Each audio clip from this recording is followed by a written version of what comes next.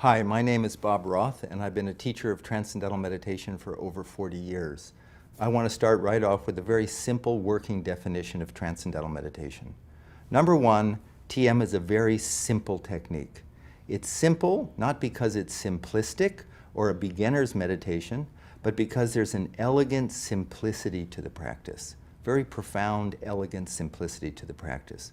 Number two, it's natural. There's no manipulation, there's no suggestion. Every human being can practice Transcendental Meditation as well as every other human being. Very simple to learn and very enjoyable to practice. Number three, it's effortless. Effortless in contrast to many other meditation techniques which involve concentration or control of the mind, trying to clear the mind of thoughts.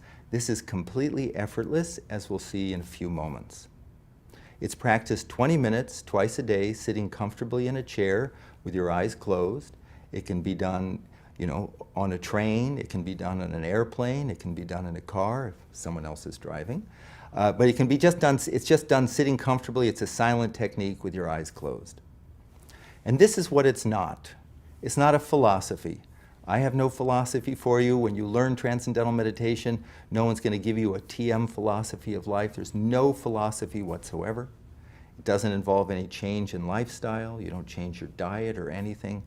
And the third thing is there's nothing to believe in. I want to emphasize that because sometimes people think, oh, when I learn to meditate, I have to believe in it for it to work. You can be 100% skeptical and the technique works just as well, the benefits are just as profound, as if you went into this thing thinking, oh, I believe in meditation, it's going to work. So there's no belief whatsoever. So to understand what Transcendental Meditation is, and to understand how it compares to other forms of meditation or self-development, I like to use the metaphor or the analogy of an ocean.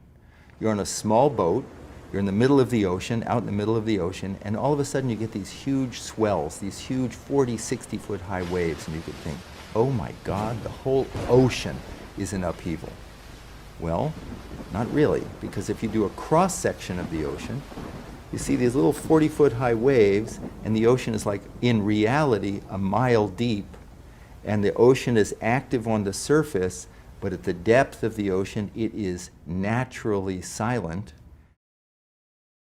That's the nature of the ocean, active on the surface, silent at its depth. And the analogy is our mind. The surface of our mind is the active thinking mind. All the things that we're thinking about all during the day. It's like the waves on the surface of the ocean. And I like to call it the gotta mind. I gotta do this, and I gotta do that, and I gotta call him, and I gotta call her, and I gotta make a list, and I gotta find the list, and I gotta make a new list, and I gotta get going, and I gotta slow down, and I gotta get to sleep, and I gotta wake up. I'm sure everybody's had a gotta mind at some point. And there's a natural inclination, a natural desire to have some inner calm, some inner clarity, some inner focus, some inner inspiration, some inner peace, some inner happiness. Natural. And the operative word there is inner.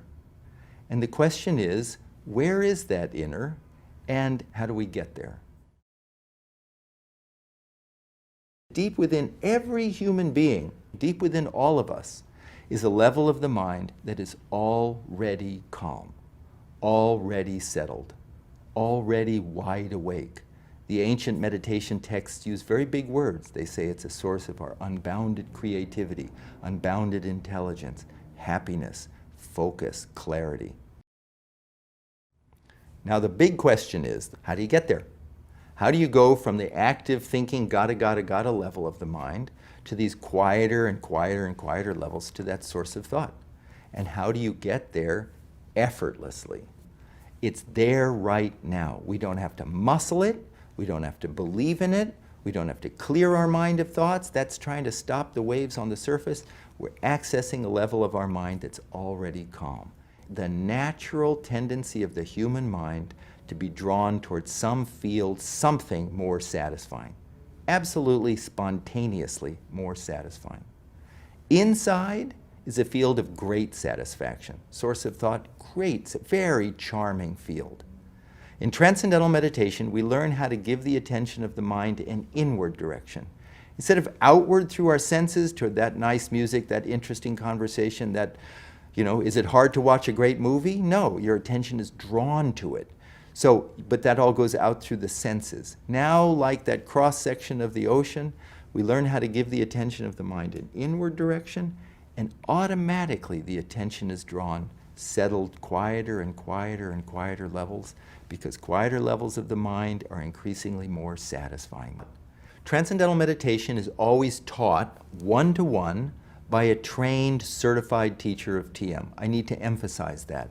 This isn't Transcendental meditation is not a mass meditation. It's not something you learn out of a book, not something you get from a tape.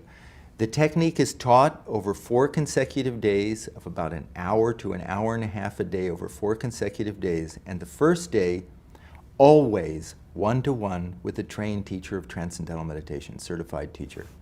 And at that time, what you learn from your teacher is you're given a sound, the proper mantra, proper vehicle for you to settle down, and you're taught how to use it properly. Transcendental meditation is just a simple, natural, effortless technique to give access to that calm, silent level of the mind that is always there, but is overshadowed because of the constant noise, crazy of the day. So there's no change in lifestyle, there's nothing to believe in, there's no philosophy. It's just a simple, natural, effortless technique that once learned, you carry with you for the rest of your life.